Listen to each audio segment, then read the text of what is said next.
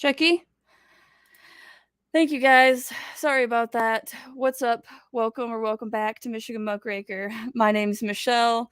Having technical difficulties quite often lately. Hopefully I can get that fixed. Maybe it's in the stars. Thank you guys for joining me. It is August 8th of 2023. And today I wanted to talk to you about AI, universal basic income, Worldcoin, which is a digital currency that just came out, and hopefully, yay! Thank you guys. I appreciate you, Dragonfly, Shelly. Thank you. So yes, I'm going to explain exactly what AI is first, and then get into how it's going to create complete chaos in the 2024 elections and bring about universal basic income and digital ID, and why it's probably meant to be rolled out to the end of 2022 last year for exactly that purpose. It gets ramped up all of 2023 and sets into motion the chaos that we're going to see in 2024. So, try this again. Artificial intelligence is a machine's ability to perform the cognitive functions we usually associate with human minds. Human beings and machines, a match made in productivity heaven. Our species wouldn't have gotten very far without our mechanized workhorses. I do love having a refrigerator and a wash machine, and I have a dishwasher, but I don't use it as much. I just hand wash. But anyway, yes, it is nice to have machines that work for me. It is not nice to have machines that think that I work for them. From the wheel that revolutionized agriculture, to the screw that held together increasingly complex construction projects, to the robot-enabled assembly lines of today, machines have made life as we know it possible. And yet, despite their seemingly endless utility, humans have long feared machines. More specifically, the possibility that machines might someday acquire human intelligence and strike out on their own. Now, I don't have this fear.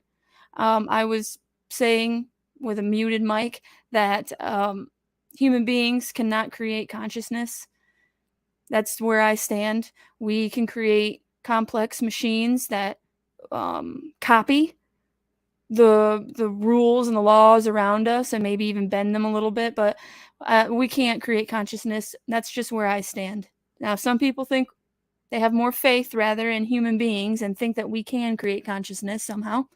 There is only one way, and that's giving birth, right? That's having a child. That's how we can create consciousness. But we tend to view the possibility of sentient machines with fascination as well as fear. This curiosity has helped turn science fiction into actual science. 20th century theoreticians, like computer scientist and mathematician Alan Turing, envisioned a future where machines could perform functions faster than humans. The work of Turing and others soon made this a reality. Personal calculators became widely available in the 1970s, and by 2016, the U.S. Census showed that 89% of American households had a computer. Machines, smart machines at that, are now just an ordinary part of our lives and culture.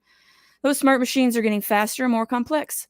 Some computers have now crossed the exascale threshold, meaning that they can perform as many calculations in a single second as an individual could in 31 billion years. But it's not just about computation. Computers and other devices are now acquiring skills and perception that have previously been our sole purview. See, I don't think they're getting perception. They're just programmed to have whatever perception the programmer gives it. AI is a machine's ability to perform the cognitive functions we associate with human minds, such as perceiving, reasoning, learning, interacting with an environment, problem solving, and even exercising creativity. You've probably interacted with AI even if you didn't realize it. Voice assistants like Siri and Alexa are founded on AI technology, as are some customer service chatbots that pop up to help you navigate websites. Applied AI, simply artificial intelligence applied to real-world problems, has serious implications for the business world. By using artificial intelligence, companies have the potential to make business more efficient and profitable. But ultimately, the value of AI isn't in the systems themselves, but in how companies use those systems to assist humans and their ability to explain to shareholders and the public what those systems do in a way that builds and earns trust. So, machine learning is a form of artificial intelligence based on algorithms that are trained on data. Where do they get the data? That is the main difference between human beings and AI. AI gets the data through us. We get the data from the intelligent creator, the intelligent design creator, right? So they don't get it from the intelligent. So there's right there, it's just a shadow of what we are. It can't be as good as us because we get it from something that we can't comprehend and we don't know where our ideas come from. I think of ourselves more like an antenna that can receive signal from the infinite collective unconscious. I don't really have like exact receipts or anything for this stuff. This is just me expressing, after all that I've looked into, how I view AI. Okay. So again, AI could never replace us. It could destroy us, but that's not the same as replacing us. These algorithms can detect patterns and learn how to make predictions and recommendations by processing data and experiences rather than by receiving explicit programming instruction. The algorithms also adapt in response to new data and experiences to improve their efficacy over time. So again, it kind of acts like a human in that way, which is why people are afraid of it, is it does improve over time, but again, the data is based on what humans give it. So we are the creator for these AI. We are the intelligent design to the AI. The volume and complexity of data that is now being generated, too vast for humans to reasonably reckon with, has increased the potential of machine learning, as well as the need for it. In the years since its widespread deployment, which began in 1970s, machine learning has had impact in a number of industries, including achievements in medical imaging analysis and high-resolution weather forecasting. Deep learning is a type of machine learning that can process a wider range of data resources. Images, for instance, in addition to text, requires even less human intervention and can often produce more accurate results than traditional machine learning. Deep learning uses neural networks based on the way the ways neurons interact in the human brain to ingest data and process it through multiple iterations that learn increasingly complex features of the data. The neural network can then make determinations about the data, learn whether a determination is correct, and use what it has learned to make determinations about new data. For example, once it learns what an object looks like, it can recognize the object in a new image. 3 types of artificial neural networks used in machine learning. Now, I know this might be a lot, but I think it's really important to understand what exactly it is we're talking about when we talk about AI before I get into these stories about the 2024 elections and the deep fakes and everything else that's going on. Feed-forward neural networks. In this simple neural network, first proposed in 1958, information moves in only one direction, forward from the model's input layer to its output layer, without ever traveling backward to be reanalyzed by the model. That means you can feed or input data into the model, then train the model to predict something about different data sets. Right, you train it by putting in an algorithm and saying this is how you predict these different sets. As just one example, feed-forward neural networks are used in banking, among other industries, to detect fraudulent financial transactions. Here is how it works. First, you train a model to predict whether a transaction is fraudulent based on the data set you've used to manually label transactions as fraudulent or not. There you go. Human input, absolutely required at the very beginning. This is fraudulent, this is not, because they don't know. They don't have consciousness. Then you can use the model to predict whether new incoming transactions are fraudulent, so you can flag them for closer study or block them outright. Convolutional neural networks, CNNs. That's an unfortunate name. CNNs are a type of feed-forward neural network modeled on the makeup of the animal visual cortex, the part of the brain that processes images. As such, CNNs are well suited to perpetual tasks like being able to identify bird or plant species based on photographs.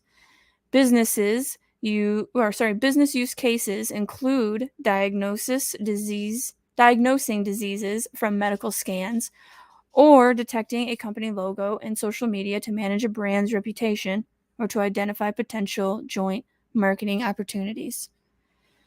Here's how it works. First, CNN receives an image, for example, of the letter A, that it processes as a collection of pixels. In the hidden layers, the CNN identifies unique features, for example, the individual lines that make up A. The CNN now can classify a different image as the letter A if it finds that the image has the unique features previously identified as making up the letter. Again, it's not actually thinking. Recurrent neural networks. RNNs are artificial neural networks whose connection includes loops, meaning the model both moves data forward and loops it backward to run again through previous layers. RNNs are helpful for predicting a sentiment or an ending of a sequence. So that's probably what Google uses, right? When you start typing something in Google, that it shows you what it thinks that you're going to be looking for. Like a large sample of text, speech, or images. They can do this because each individual input is fed into the model by itself as well as combined with the preceding input. Continuing with the banking example, RNNs can help detect fraudulent financial transactions, just as feed-forward neural networks can, but in a more complex way. Whereas the feed-forward neural networks can help predict whether one individual transaction is likely to be fraudulent, recurrent neural networks can learn from the financial behavior of an individual, such as a sequence of transactions like a credit card history, and measure each transaction against the person's record as a whole. It can do this in addition to using general learnings of the feed-forward neural network. Fascinating stuff. Once again, though, they're not human and they never will be. What is generative AI? It is an AI model that generates content in response to a prompt. It's clear that a generative AI tool like ChatGPT and DALL-E, a tool for making AI-generated art, have the potential to change how a range of jobs are performed. Have you guys tried ChatGPT or DALL-E? I have tried ChatGPT before, and I was mildly impressed. I mean, I could basically create a blog post in 5 minutes, but I wrestle with myself, is that ethical? Because you're not really creating the content, and any good writer will see how poorly the ChatGPT writes. It's not a Hemingway, although it could be me. I could prompt it to write like Hemingway, so it could be my own ignorance on how to use ChatGPT appropriately or correctly. But still, it was interesting, and unfortunately, it will take over jobs, but the nature of jobs will just change, okay? That's pretty much what it's going to be like. You're going to have to learn how to use AI and work with it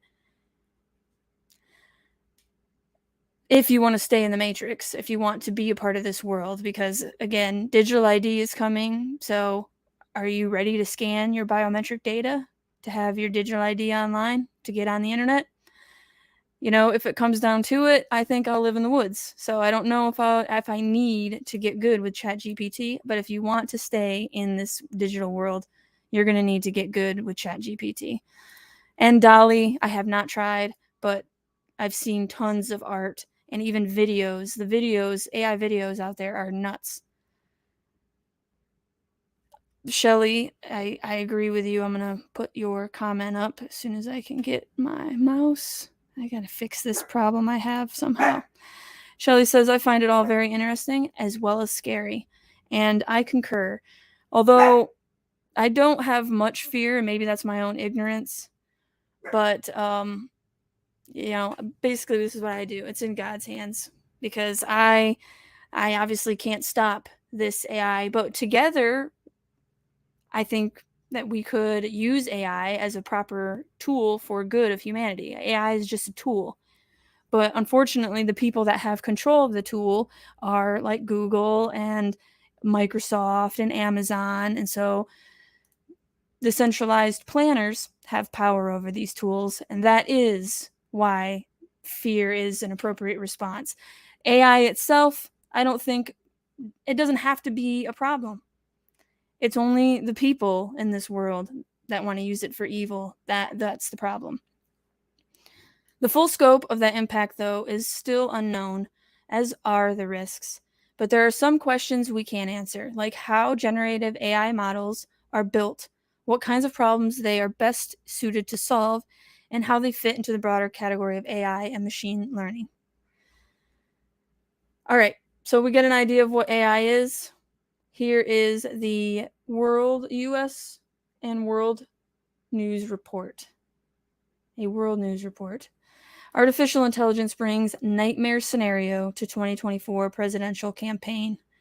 And this is why I've said for the last few months, since I started my channel, if I talk about the elections next year or 2024 in general, it is going to be chaos.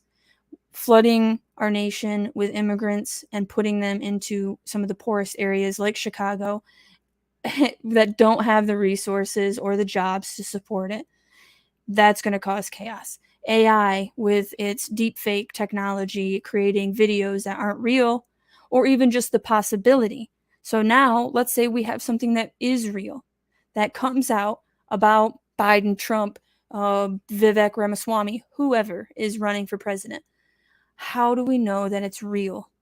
Because the deepfakes are good enough to trick the human mind now. And so these are legitimate problems that were created by these same people that want to implement digital ID to solve the problem. So problem, reaction, solution. And they want UBIs too for us. So that way, we have to stay on their digital ID system if we want to keep getting that money every month. It's already happening in India, and I have an article to show you. So yes, with 2024 presidential election fast approaching and zero federal regulations in place to combat false AI-generated political stunts, voters likely will be left questioning not only what they know, but what they see. And that's true. That is something that is going to cause massive chaos. And I don't know how to solve it, but digital ID is not the way for me.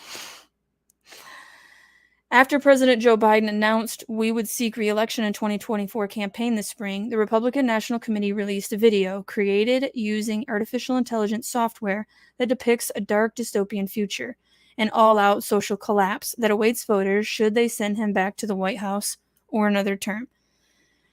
And some people think that's true. I mean, I firmly believe that Joe Biden was meant to bring in the chaos. He was meant to be the president that brought in chaos, and the next president will be the one meant to bring order out of chaos. And we're not going to like the order, and we're not going to like the chaos. But again, this is a time for trials and tribulations. We must conduct ourselves as correctly as possible, and correctly I mean honestly, right? We should tell the truth, do not lie, live not by lies, and do the best that we can in order to be the change you want to see, right? Make this world the best place you can by cleaning your own room, so to speak. And if everybody did that, then we would be okay. But first, we got trials and tribulations so that everybody can get on that page.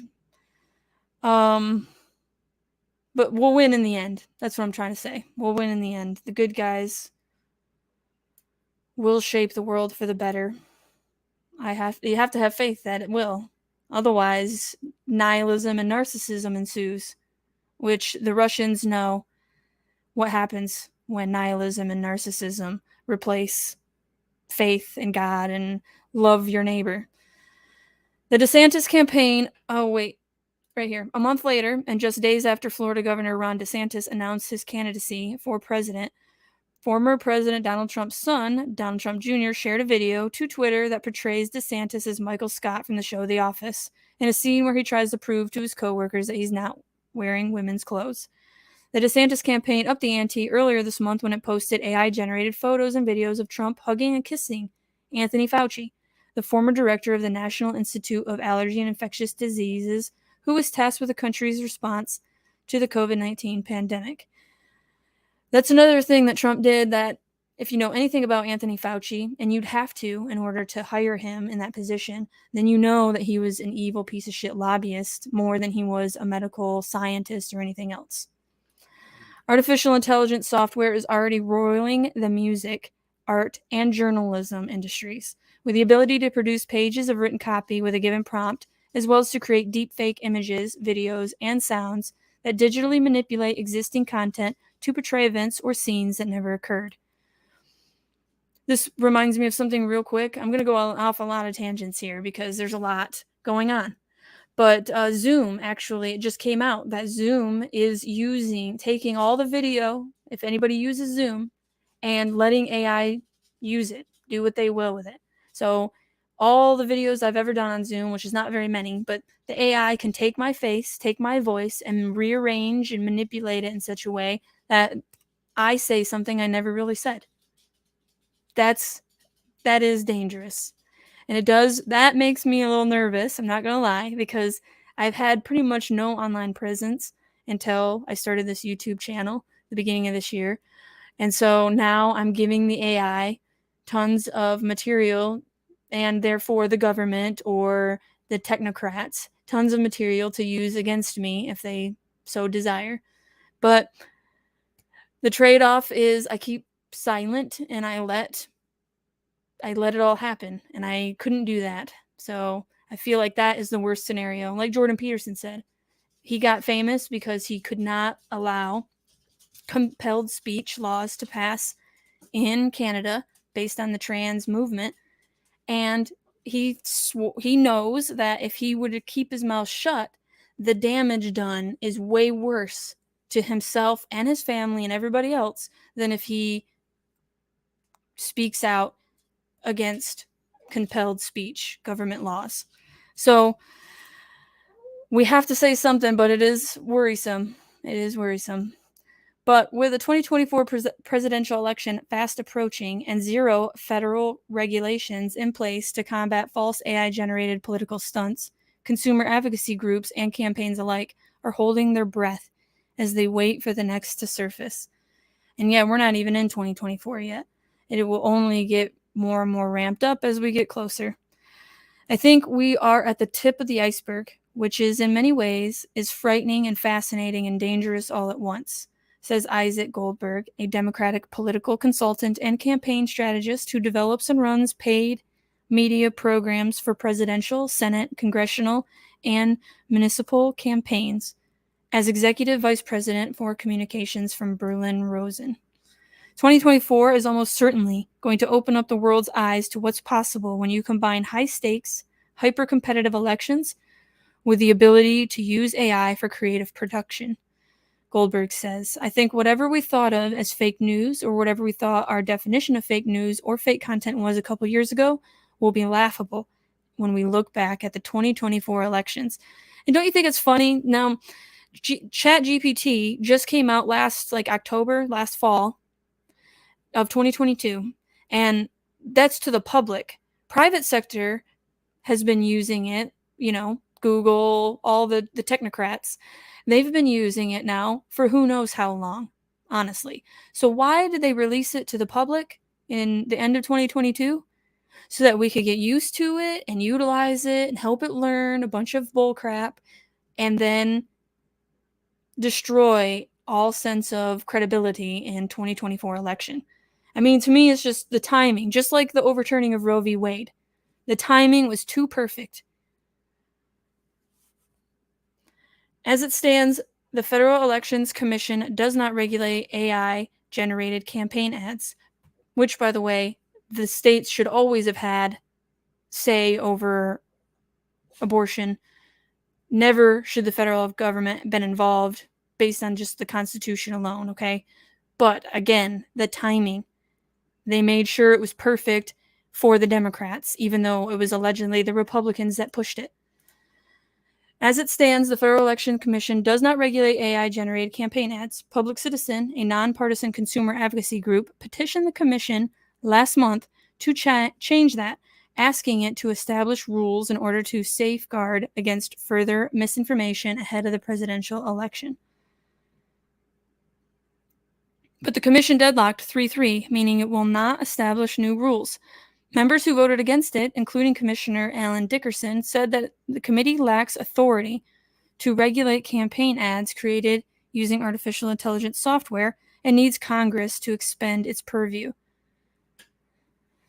The technology is going to get much better very quickly, and we are facing the prospect of pretty widespread deployment of audio or video that will appear to be genuine, says Robert Wiseman, president of Public Citizen. There's a real possibility of disrupting the election and affecting outcomes.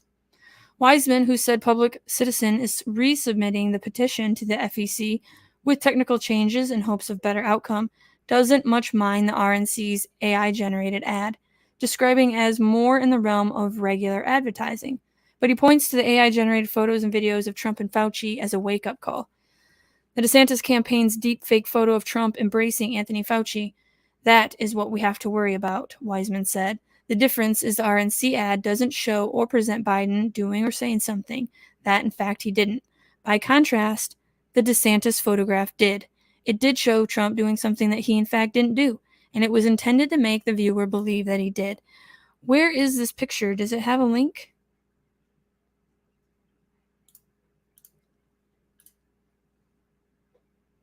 Oh, it's a video, which we can't hear the stuff, but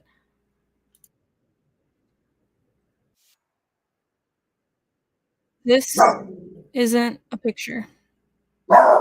Sorry about my dog. Leo. No. Hey. No.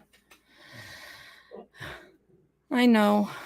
All right, I'm going to go back. I'm sorry. I thought that would just be the pictures. I haven't seen them, actually. I would like to. So, what I think is coming, he says, is it's going to happen. Those are the first movers among political actors, but I predict with 100% certainty that it will not be confined to one party. Leo. Enough. See how well he listens? Earlier this month, Senate Majority Leader Chuck Schumer published a roadmap for drafting a policy response in artificial software dubbed the Safe Innovation Framework. And he said he hopes members will craft bipartisan legislation in urgency and humility. I'm going to go to the bottom, possibly.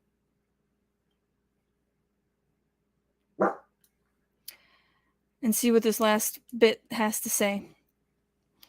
Notably, if the FEC supports Public Citizen's petition the second time around, its existing authority would extend to AI-generated material and deepfakes from candidates and political parties, but not from super PACs, other dark money organizations, or political actors, meaning the opportunity for false messaging would still be abundant.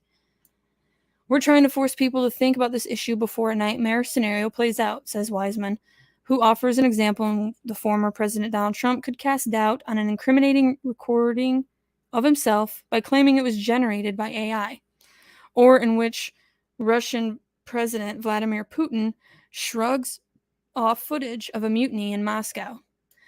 We're not far from a world in which Putin says, "That's not happening." Wiseman says, "You don't have to think too hard to recognize what's going on. I think there are some that think their party won't do it. And I've been around long enough to know that's not true. You may think your candidate won't do it, but someone will do it on his or her behalf." So, as they said, it's not necessarily what they put out is a deep fake. It could be that it's real and no one believes it. That's just as probable and dangerous. Fact or fake, 2024 is shaping up to be the first AI election. Should voters worry? Even as the technology grows more sophisticated and powerful, spreading into all aspects of American life, there are still few rules governing its use. He tried to introduce a bill, I don't trust that bill, that would require political ads disclose the use of AI-generated imagery. The upcoming 2024 election will be the first time in U.S. history where AI-generated content will be used in political ads and campaigns. It's dangerous stuff. That is USA Today. They're, mainstream media. So this is out of Scientific American, which I like to go to New Scientist and Scientific American to see what's going on in the science world according to mainstream science. Tech companies' new favorite solution for AI content crisis isn't enough. From college plagiarism to cybercrime scams, generative AI is eroding trust in online content. Digital watermarking is no quick fix for the problem. This just came out today. Whoop. I don't know what that is. How do I get rid of it? Okay. Thanks to a bevy of easily accessible online tools, just about anyone with a computer can now pump out, with a click of a button, artificial intelligence generated images, text, audio, and videos that convincingly resemble those created by humans. One big result is the online content crisis, an enormous and growing glut of unchecked, machine made material riddled with potentially dangerous errors, misinformation, and criminal scams. This situation leaves security specialists, regulators, and everyday people scrambling for a way to tell AI generated products apart from human work. Current AI detection tools are deeply unreliable. Even OpenAI, the company behind ChatGPT, recently took its AI text identifier offline because the tool was so inaccurate. Now, another potential defense is gaining traction: digital watermarking, or the insertion of an indelible, covert digital signature into every piece of AI produced content so the source is traceable. Late last month, the Biden administration announced that 7 U.S. AI companies had voluntarily signed a list of 8 risk management commitments, including a pledge to develop robust technical mechanisms to ensure that users know when content is AI generated, such as watermarking system. Recently passed European Union regulations require tech companies to make efforts to differentiate their AI output from human work. Watermarking aims to rein in the Wild West of ongoing machine learning boom. It's only a first step, and a small one at that, overshadowed by generative AI's risks. Now, I have a quick question for you guys, because my friend, he started building a website about different shrimp and like what kind of water they like or how much they are or whatever, just information about shrimp. But he was using ChatGPT to do it.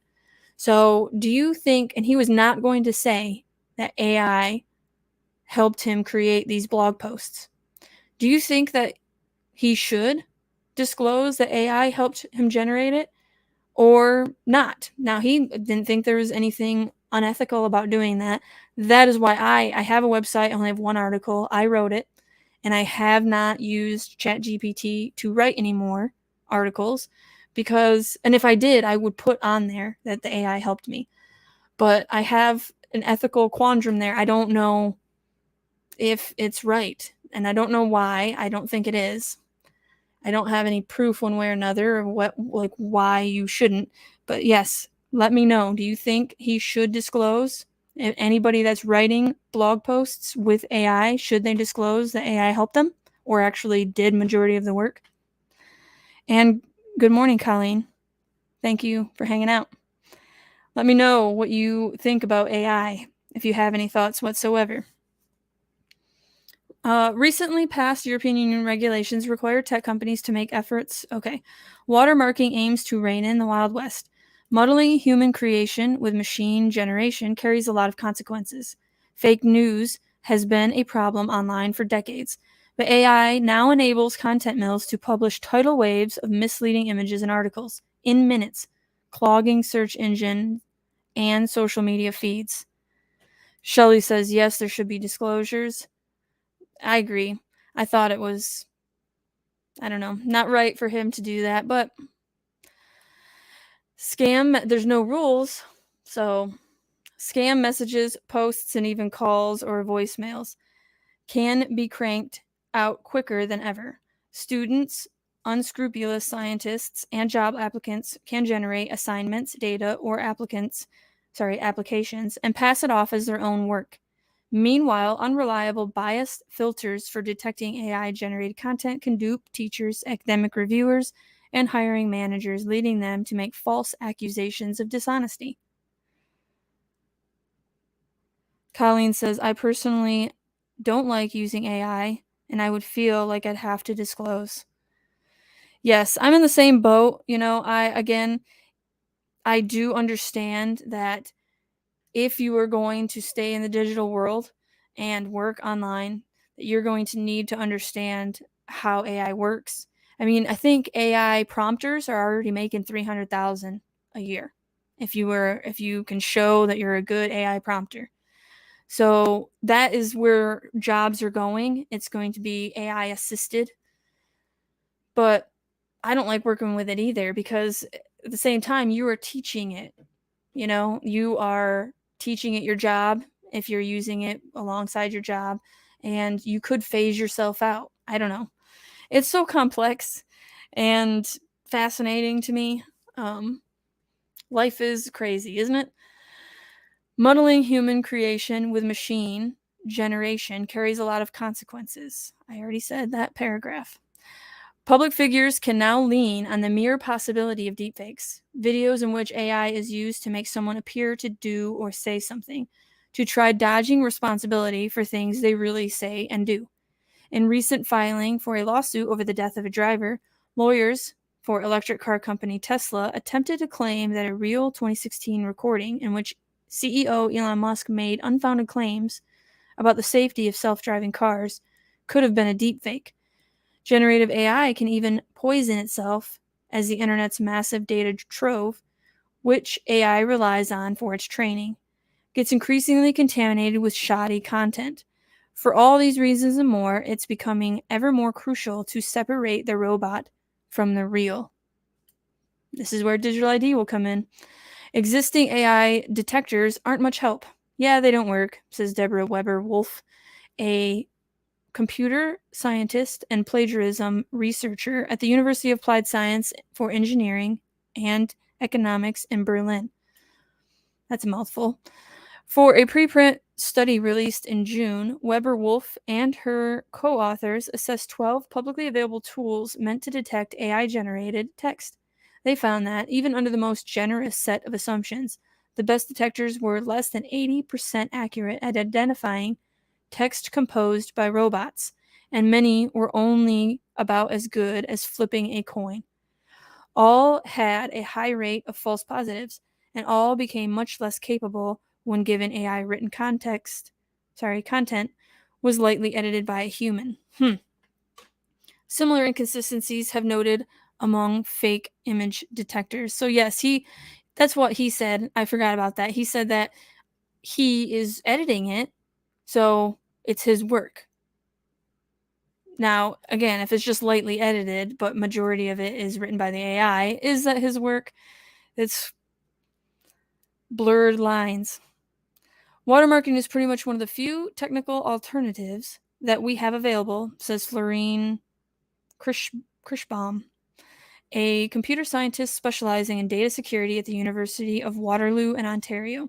On the other hand, the outcome of this technology is not as certain as the one might believe. We cannot really predict what level of reliability we'll be able to achieve. There are serious unresolved technical challenges to creating a watermarking system, and experts agree that such a system alone won't meet the monumental tasks of managing misinformation, preventing fraud, and restoring people's trust. Adding a digital watermark to an AI-produced item isn't as simple as, say, overlaying visible copyright information on a photograph. Okay.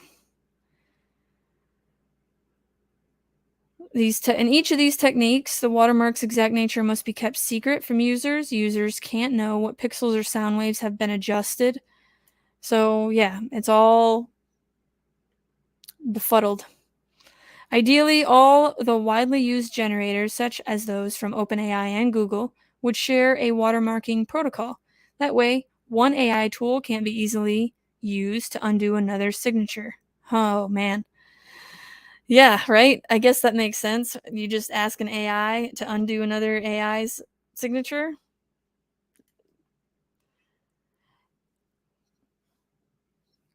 Colleen says, when you edit an author's book, you can't claim credit for writing it, just for editing it. Touché. Great point. Yes, so you're an editor. You're an AI editor. My friend. Now I say friend loosely. We haven't talked in a while because we had very clear differences on what fascism is and what authoritarianism is, and if it's okay for the government to force a pharmaceutical product onto people. And this was just a year ago. And so, yeah, not going to get into that. But I, of course, am not for the government forcing any product, doesn't matter if it's a pharmaceutical product or any product whatsoever, onto a human being or into a human being. That is evil. And you can't change my mind on that. Other challenges face open source AI systems such as the image generator Stable Diffusion or Meta's language model Llama, which anyone can modify. In theory, any watermark encoded into an open source model's parameters could be easily removed, so a different tactic would be needed. Ultimately, building an infallible watermarking system seems impossible, and every expert Scientific American interviewed on the topic says watermarking alone isn't enough. When it comes to misinformation and other AI abuse, watermarking is not an elimination strategy. Farad says it's a mitigation strategy. He compares watermarking to locking the front door of a house. Yes, a burglar could bludgeon down the door, but the lock still adds a layer of protection. Other layers are also in the works. He points out to the coalition of content, provenance, and authenticity, which has created a technical standard that's being adopted by many large tech companies, including Microsoft and Adobe.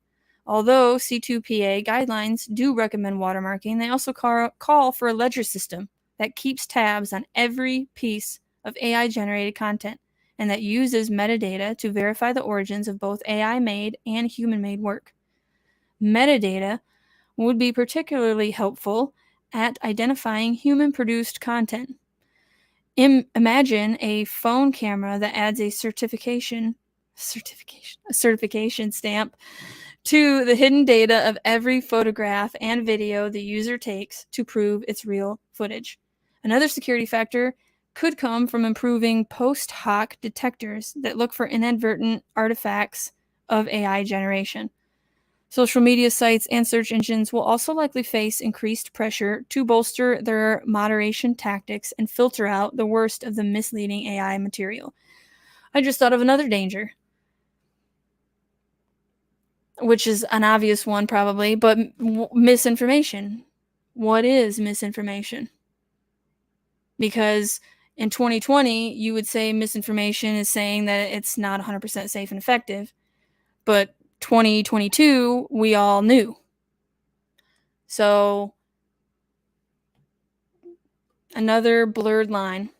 Still, these technological fixes don't address the root causes of distrust, disinformation, and manipulation online, which all existed long before the current generation of generative AI, right? Because 2020, the public didn't have access to generative AI, but who knows how long Google and all those assholes have had it. Prior to the arrival of AI-powered deepfakes, someone skilled at Photoshop could manipulate a photograph to show almost anything they wanted, says James Zhao, a Stanford University computer scientist who studies machine learning. TV and film studios have routinely used special effects to convincingly modify video. Even a photorealist painter can create a trick image by hand. Generative AI simply upped the scale of what's possible. People will ultimately have to change the way they approach information.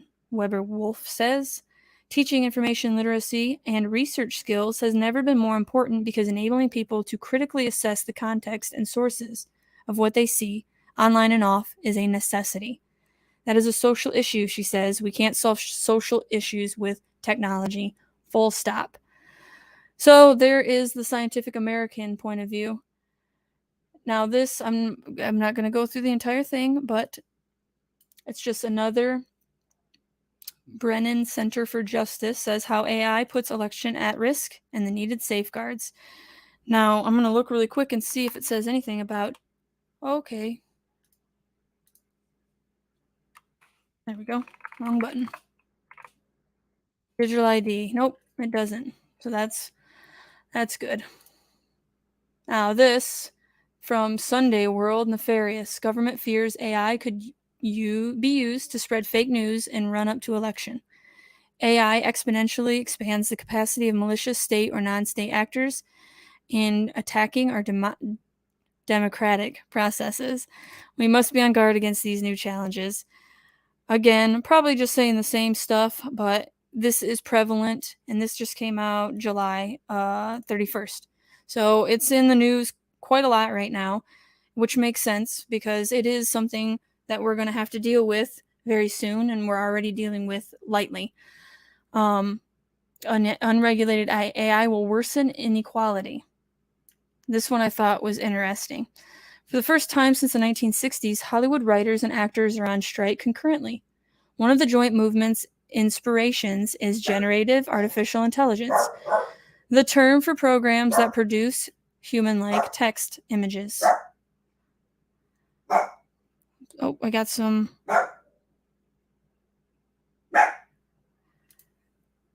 Dragonfly says, my husband works for the Water and Sewer Department in Independence Township, and he works elections and has witnessed a lot. And this is scary. They just shredded all 202 ballots. Independence Township, Michigan sends votes via Wi-Fi. Yeah, that is nuts that they sent via Wi-Fi. Of course it could be manipulated if it's online. I voted in Michigan, and me and my husband got text messages thanking us for a vote in Georgia. Yes. Yeah, and that is a problem that we can't even look at, right? People that try to look at it get thrown in jail. In 2016, you know how many people said that the election he didn't win? Like, this has been going on for quite some time now.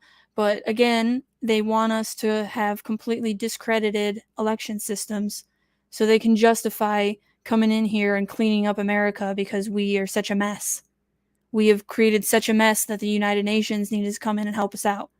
I mean, I know that sounds crazy, but with the way they use problem, reaction, solution, it makes sense to me. But let me know. You think that's too tinfoil hatty? The strikers fear studios' use of generative AI tools will replace or devalue human labor. This is a reasonable worry. Now, again, real quick, human beings will always create better writing and better video, but not all human beings, right? Hemingway could never be copied. Well, it could be copied. What am I trying to say? I'm saying that you cannot replicate Hemingway. Like, he is one in a million. I love Hemingway, if you can't tell. But even Tolstoy, love Tolstoy. A good writer will not be replaced. A good videographer, a good photographer they'll have that human element in there that you cannot replace with AI. But if you're just middle of the road, like a lot of these Hollywood writers, or they're terrible, then oh yeah, you're going to be worried about your job being taken over by AI. This is a reasonable worry. One report suggests that thousands of jobs have already been lost to AI, while another estimates that hundreds of millions could eventually be automated. Left unchecked, this labor disruption could further concentrate wealth in the hands of companies and leave workers with less power than ever. Unfettered capitalism, unfettered innovation. Okay, we don't have unfettered capitalism. We have crony, highly manipulated capitalism. So I don't know. I in my lifetime have never had unfettered capitalism, free market capitalism. It's always been manipulated. So I don't know what this person is trying to say with that. I'm sure communism is the answer. Unfettered capitalism, unfettered innovation does not lead to the general well-being of our society, says Joseph E. Stiglitz, a winner of the 2001 Nobel Prize in Economics, a professor at Columbia University and chief economist at the Roosevelt Institute, a think tank based in New York City.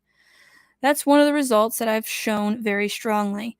So one can't just leave it to the market. Striking workers, such as those in the writers and actors unions that are taking action now, could serve as one restriction on job automation. Or it could just make automation go faster. You guys want to go on strike instead of proving that you're better than AI? We'll just replace you right now with AI. Could backfire. And why is it that they can strike, but railway workers couldn't strike? Biden shut down their strike. He's a union guy, but he shut their strike down. Government regulation. Oh, is it because those railway workers actually mattered and they actually do something for society and Hollywood is junk? Like, who cares if they go on strike? Government regulation could also limit AI's disruptive ability. Stiglitz, who has studied the science of inequality and how we can reduce it, spoke with Scientific American about how artificial intelligence will impact the US economy and what should be done to prevent it from increasing economic inequality. Generative AI is already disrupting the job market. Copywriters have been laid off in favor of text generating programs such as ChatGPT. IBM has said it will pause hiring on thousands of roles that could be done by AI.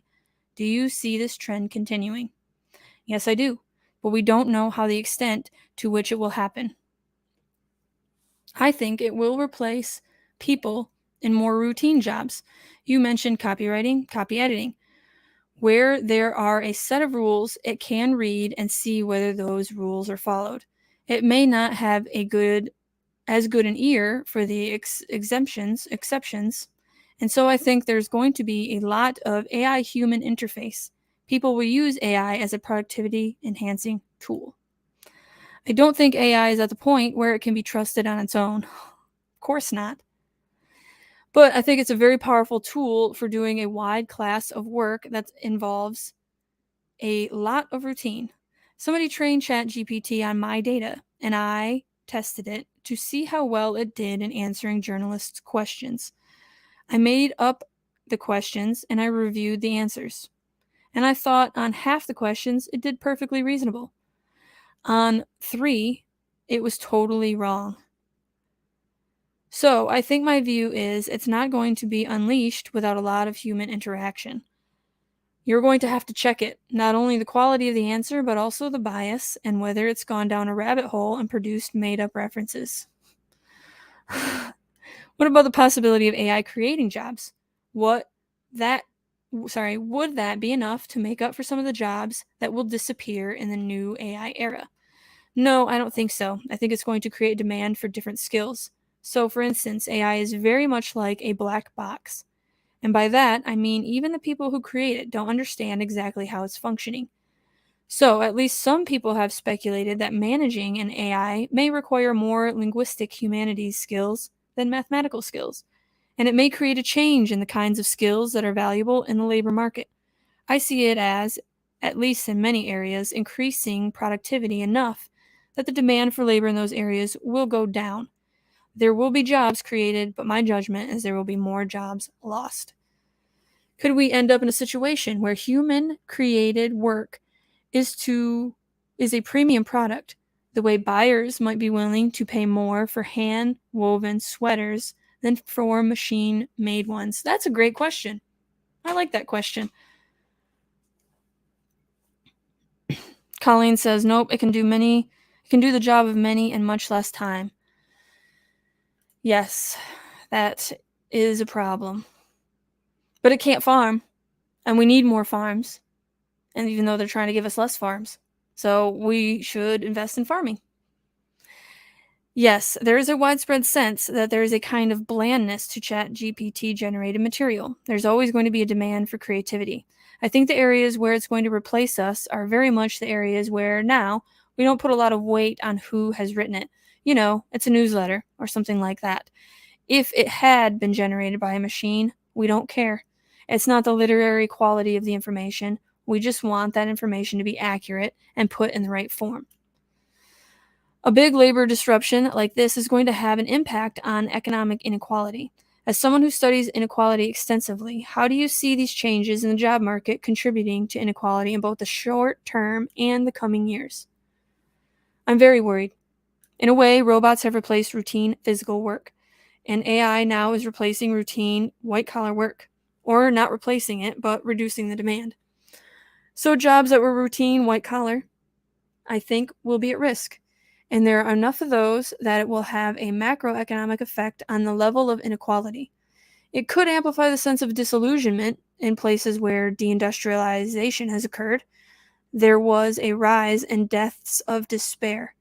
They were located in particular places, but this routine work occurs everywhere.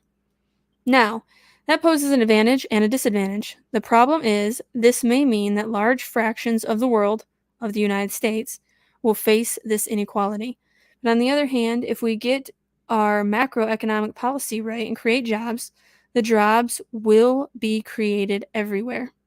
So people won't have to move in the way that right now jobs that are created are in urban coastal cities, and the jobs that are lost are in the Midwest, South, and industrial towns.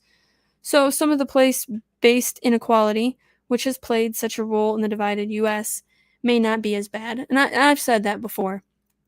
With automation and AI and with so many jobs going online, after the lockdowns, a lot of stuff moved online. We don't need to live in where the job is.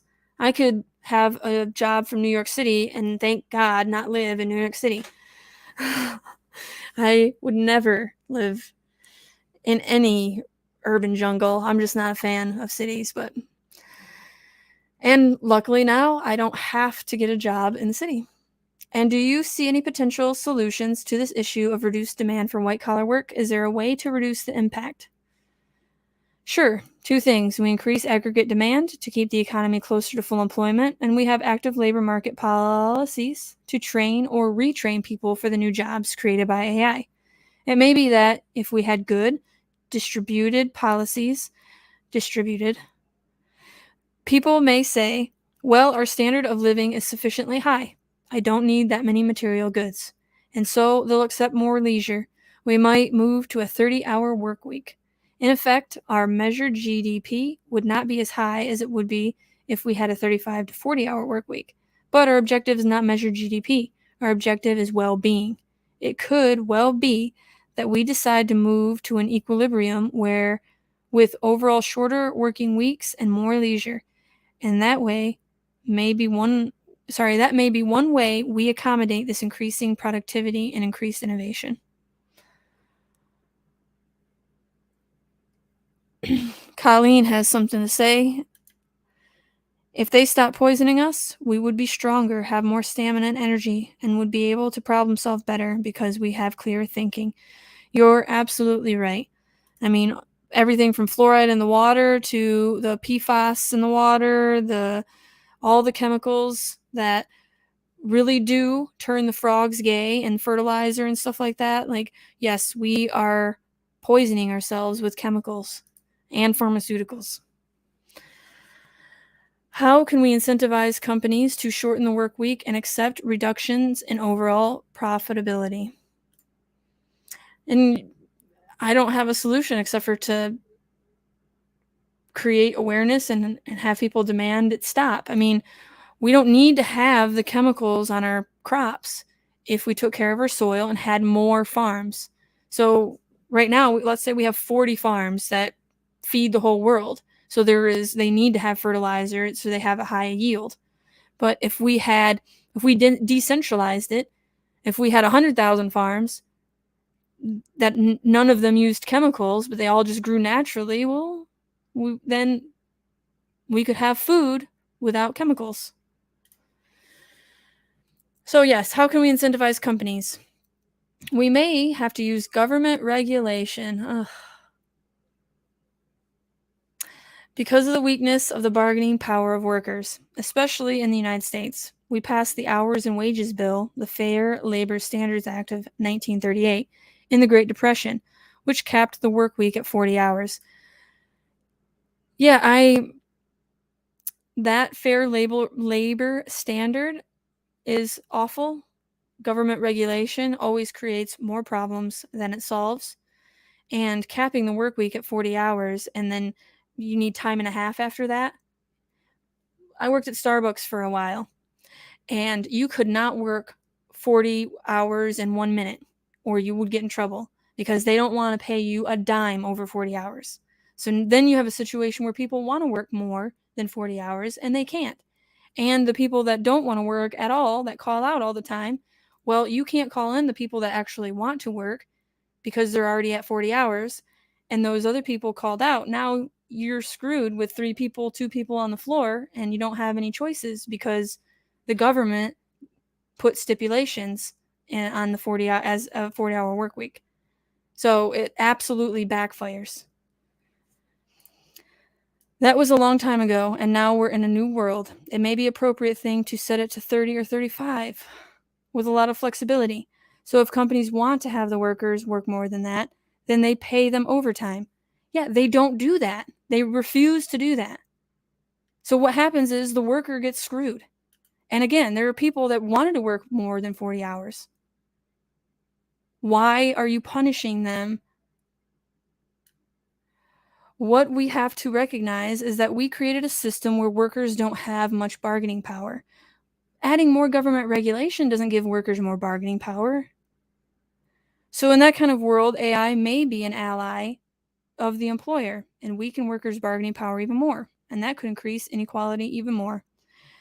There is a role for government to try to steer innovation in ways that are more productivity increasing and job creating and not job destroying. The government is incompetent, right? It sucks. It doesn't do anything well. And there doesn't have incentive to, right? It just steals money. It doesn't create a product or service. So I'm never for more government regulation. I'm going to tell another story. So I was in the military, and I was security forces. I was a cop. And so every 6 months, every year, I should know. It's been a while. I got out in 2013, but we'd have to go shoot our weapons to get a re-evaluation, right? To make sure that we're still qualified, right? Requalification. That's the words. Those are the words. So let's say we have 10 people and they're all very good at shooting. And so you get 2,000 rounds, but they only took 1,000 rounds in order to qualify. Well, we take that other 1,000 rounds and we put them into magazines and we just shoot them into the dirt or, downrange where there's a hill. So it's into the dirt, but it's straight ahead. And we just waste 1,000 rounds. Why do we do that? Because if they report back that we only took 1,000 rounds because the 10 people were very good at shooting, well, then the government will say, oh, you only need 1,000 rounds. And that's not true. There's no room for adjustment. It's just that those 10 people were good. And so instead of saving taxpayer dollars and saving the ammo and saving at all, we had to shoot those 1,000 rounds so that way they can continue to get 2,000 rounds for qualification because some people need more than 1,000 rounds. So that's just one way that I saw complete inefficiency, and it made me understand that the government should not have near as much power or should not be in the private market at all. But now we have a problem with public-private partnerships, right? So the government's working with these private companies. So yeah, we got a lot of issues, don't we? It's interesting to compare AI revolution to historical events because disruptions like this often have historical parallels. Is AI's impact analogous to another event? One always has to be careful about making historical comparisons. Some people have made, I think, the wrong analogy, and they said in previous cases the innovation created more jobs than destroyed. Cars destroyed jobs in horses and buggies, but created jobs in car repair.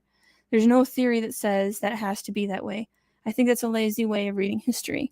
Just, in many cases, more jobs were created, but it's not inevitable, and no one can easily imagine the opposite. Oh, and one can easily imagine the opposite. Overall, do you feel optimistic or pessimistic of the situation? I guess overall, I feel pessimistic with respect to the issue of inequality. With the right policies, we could have higher productivity and less inequality, and everybody would be better off. But you might say the political economy, the way our politics have been working, has not been going in that direction. And so at one end, I'm hopeful that if we did the right thing, AI would be great. But the question is, will we be doing the right thing in our policy space? And I think that's much more problematic. So I'm not for the government regulating that crap, but we got to figure something out. That is true. So we're going to come over here. India women use digital IDs to apply for basic income. This is July 25th of 2023. So India is full steam ahead with not only the digital ID, but the universal basic income. And so every country does something a little bit different. We're kind of like experimenting, right? Australia, they were really tyrannical for a Western country, more so than even America.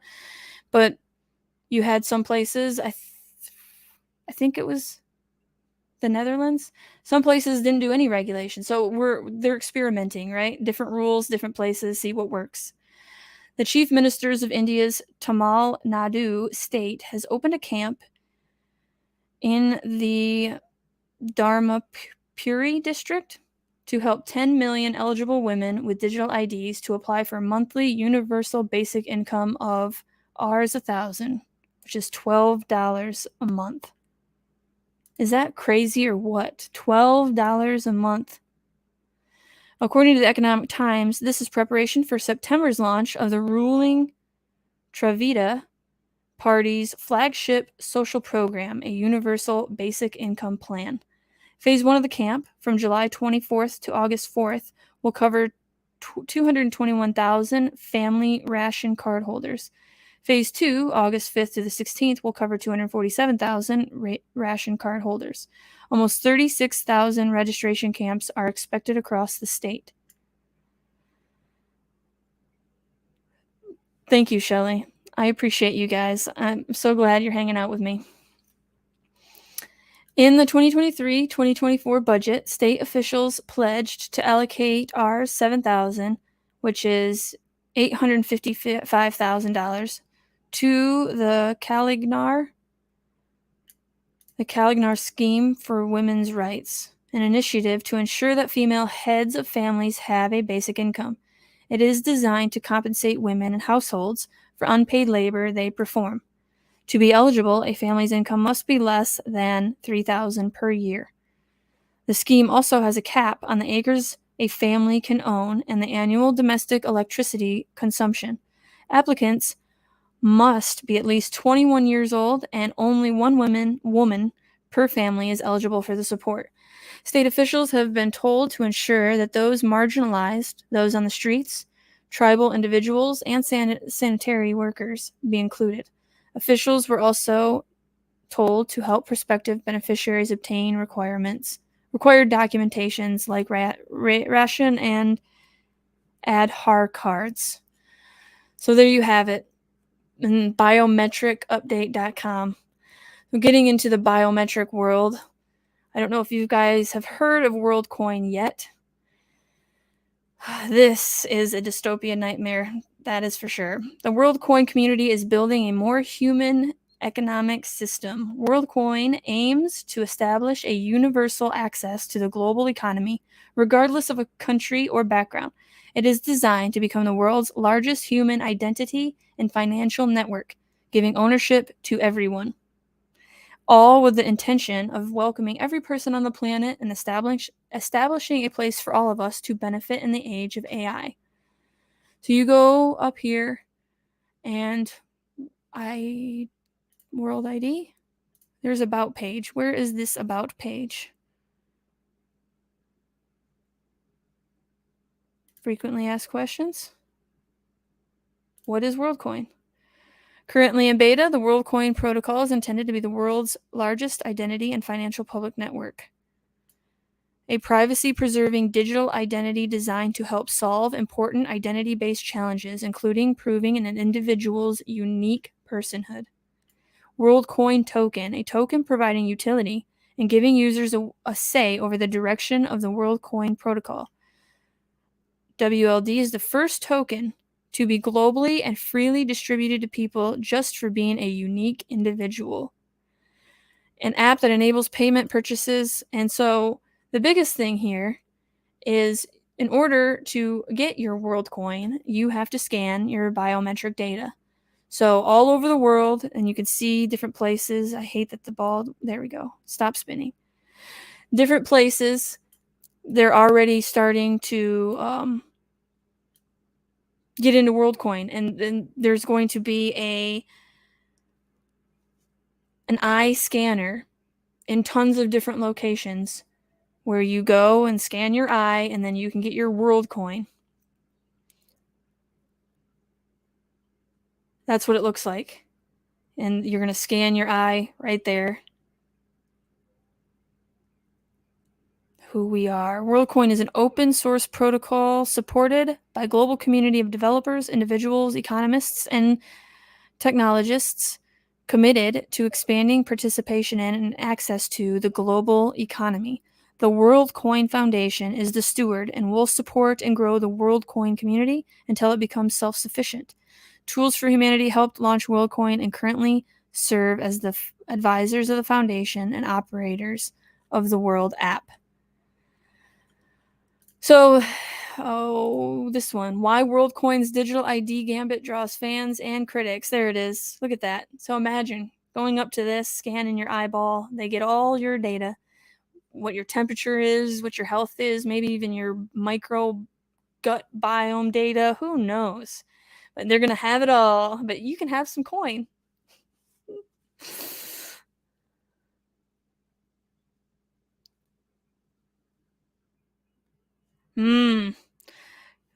Colleen has something to say, and I'm going to get my mouse there. Here we go.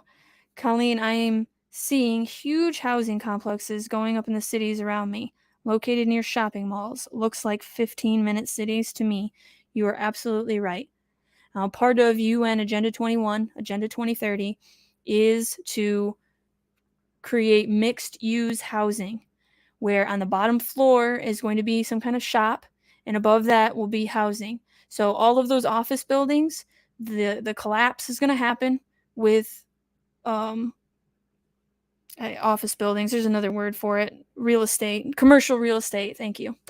Commercial real estate will have a collapse later this year or maybe next year. I don't know about timing, but when it does, the government or BlackRock or whoever is going to come in, sweep it up, and turn it into mixed-use housing, which is for the 15-minute cities. Will be stacked on top of each other with the shop at the bottom. It's in their plans. It's what they want. So you're absolutely right. When you see that kind of stuff happening, it is to get us ready for us all to be corralled into the city. Unfortunately. Artificial intelligence has taken over much of the financial hype cycle that used to belong to cryptocurrency. Now comes a project that's trying to combine the two. Called Worldcoin, it's an effort to create a global network of digital identities for the world in which AI robots become harder to distinguish from humans. Users of the service scan their eyeballs to create digital credentials and are rewarded with Worldcoin tokens, though the cryptocurrency isn't available in the United States. More than 2 million people have signed up for Worldcoin, a reflection of the novel compensation model and the reputation of one of its founders, Sam Altman, the chief executive officer of OpenAI, which created the popular ChatGPT chatbot service.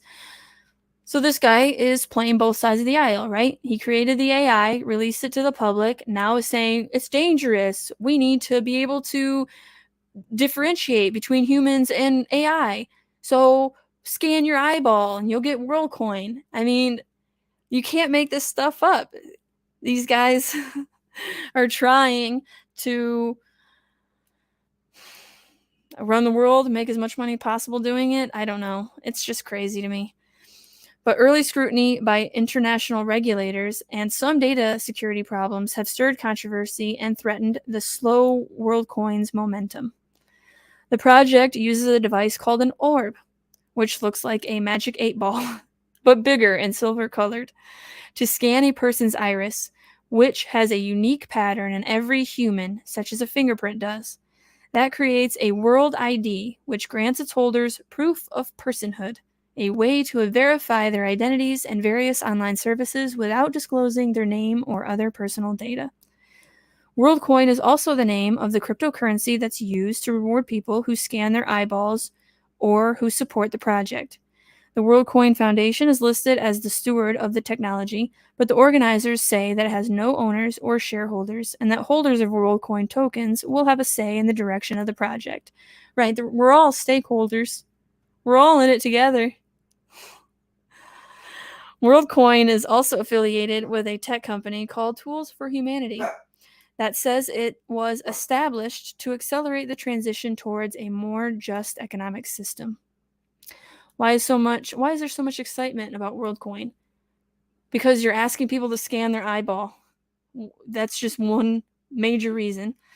Worldcoin is promising to link two of the hottest contemporary financial trends: artificial intelligence and crypto. As AI becomes more popular, the argument goes, World ID will become more needed to help distinguish between humans and AI-powered smart software. Another big reason for the buildup is the involvement of Altman, who's the public face of ChatGPT. The AI chatbot was introduced in November, so not October, November 2022, and ignited the public's imagination about what artificial intelligence can do. What's the controversy? There are several. One is that it's creating tokens to compensate participants outside the United States and other excluded countries who scan their iris. Also, several of the project's early backers were swept up in last year's crypto collapse, including FTX founder Sam Bankman-Fried, who's under house arrest and facing fraud charges. I think he was cleared of all charges. Don't quote me on that. I have not followed up. An MIT technology review investigation found evidence of what is called deceptive and exploitative practices used by Worldcoin to attract participants in countries such as Indonesia, Ghana, and Chile. Imagine that. If you don't know anything about, I think it's Niger, one of the African countries, the government is basically forcing them to switch from cash to cryptocurrency. So once again, just like EV technology here, it's either the carrot or the stick. People don't want a digital currency. We don't want a digital ID. But if you can't eat, if you can't get paid unless you have digital ID or what have you, I mean, it's not free market at all. The project is being scrutinized in Europe for its collection of biometric data, which may run afoul of some countries' privacy laws. That's probably why it's not in the United States yet, right? Again, trial over in countries that don't have as many rules or the government doesn't care about them as much, whatever. Not that our government gives a shit about us. So third world countries, basically, they get the first run through. There have also been issues with the theft of login credentials from some Worldcoin operators who were signing up new users, and with black market scales of World's ID. Worldcoin said it upgraded its security in response. Is anyone using it? Who is Sam Altman? Why are Worldcoin tokens not available in the United States? Here we go.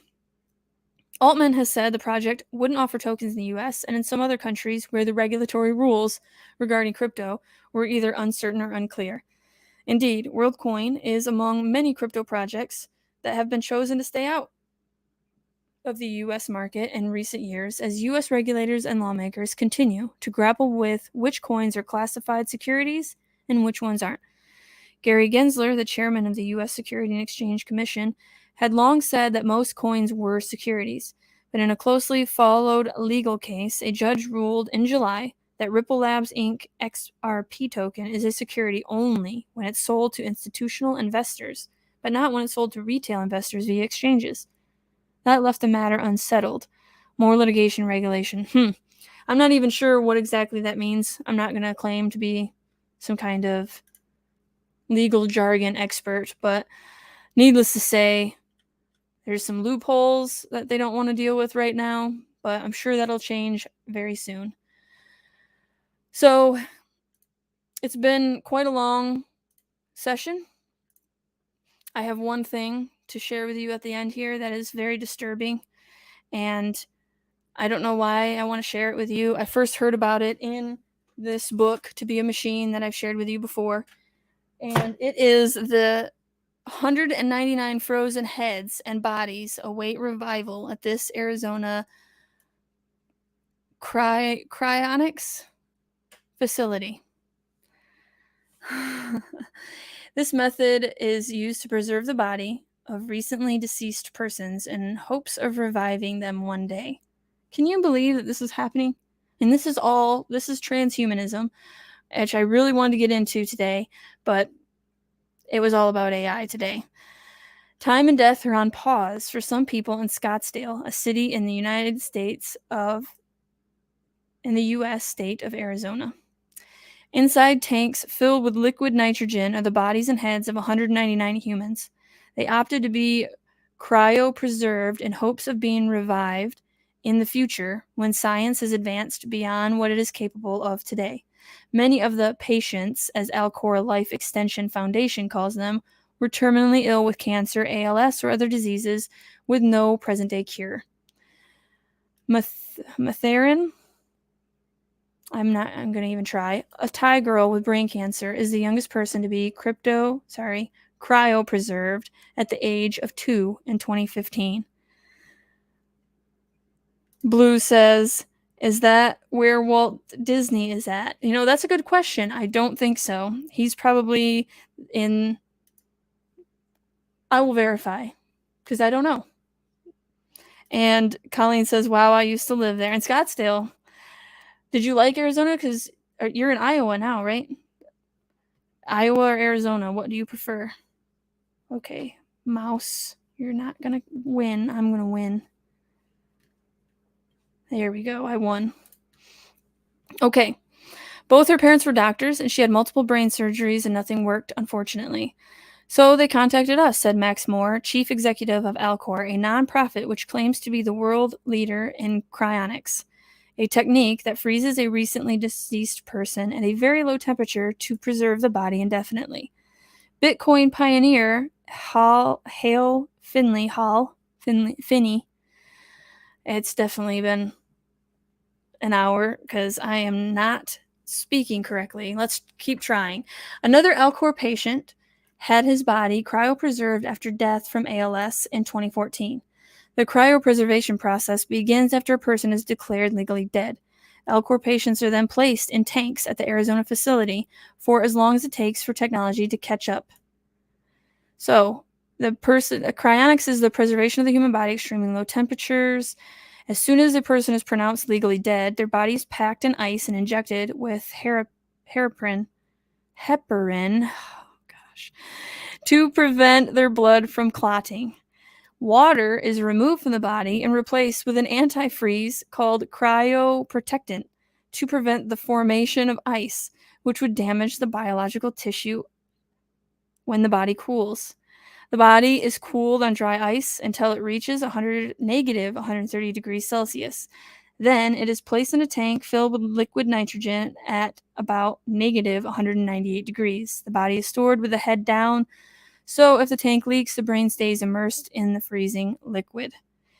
Now, the only reason that this is even a thing is because some human beings think that we are just our brain, that we're just the electromagnetic pulses or whatever is happening, this electric stuff, the signals that's happening in our brain. That's it. That's all we are. So if you freeze those, then you can later release them, and that's you. But I don't think that we're just the brain. We are a receiver of ideas that come from somewhere. And so to me, it makes no sense and it won't work. We have a soul, and when you're dead, your soul goes and your body is nothing. It's just a vessel. But these people obviously think different, and they're paying a lot of money. The minimum cost is $200,000 for a body and $80,000 for just the brain. Most of Alcor's almost 1,400 living members paid by making the company the beneficiary of life insurance policies equal to the cost. Moore's wife, Natasha Vita Moore, likens the process to taking a trip to the future. Oh, sorry, Colleen. Illinois. Lived in Arizona in the 80s. Didn't want to raise my kids because I like 4 seasons. I do too. I love Michigan, but if I had to choose anywhere, I would like it down maybe South Carolina, where you have 4 seasons but not quite as cold. I was in the desert or Gulfport, Mississippi for 12 years. So I was used to hot, and now being back in Michigan in the cold, when it's 70, it's like everybody here is so happy. And I love 70, don't get me wrong, but 70's for like October, not for August, which we're going to have this week. keep getting on tangents, but yeah, I approve Illinois 4 seasons, and I'm done with the desert. Let me tell you that. However, many medical professionals disagree. One of them is Arthur Chaplin, who heads the medical ethics division of New York University's Grossman School of Medicine. This notion of freezing ourselves into the future is pretty science fiction, and it's naive, he said. The only group getting excited about the possibility are people who specialize in studying the distant future or people who have a stake in wanting you to pay the money to do it. Right. The transhumanists are the only ones that are freezing their head, as far as I'm concerned. And does it work? While it is possible to indefinitely freeze humans after death, scientists have not yet found a way to bring the dead back to life, and we never will. And why would we want to? Death is a part of life. We should embrace it when the time is right. Be sad when it's early and the potential is lost, obviously, but accept that death is a part of life, guys. Transhumanists, accept it. Cryonics' aim is to keep bodies in a stable, preserved state until the technology is available to revive them. Until then, it is considered a pseudoscience, theories that are not supported by scientific facts. Cryonicists note that tissues like sperm, embryo, and stem cells can be successfully cryopreserved and thawed. Still, even if you could thaw a frozen human body, the hardest part to reverse is death, and no one knows how to do that.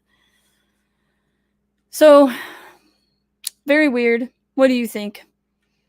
You think these people are going to someday unfreeze and be downloaded? If it's just their head, then what they want is to be downloaded into the metaverse online so they can live forever. But again, that's if you think the brain is everything. I always thought transhumanism was interesting and a little disturbing. And so I thought I'd share it with you guys. But that's all I have for today. I mean, I did have more, but I have to go feed my mother-in-law and do some housework, be the housewife. So I appreciate you guys hanging out with me. I will be on Turn the Page over on Rumble with Janine. I am co-hosting at 9 a.m. on Wednesdays right now. So maybe I'll see you over there. Thank you guys for hanging out. And now I am going to say bye for now. Thank you again.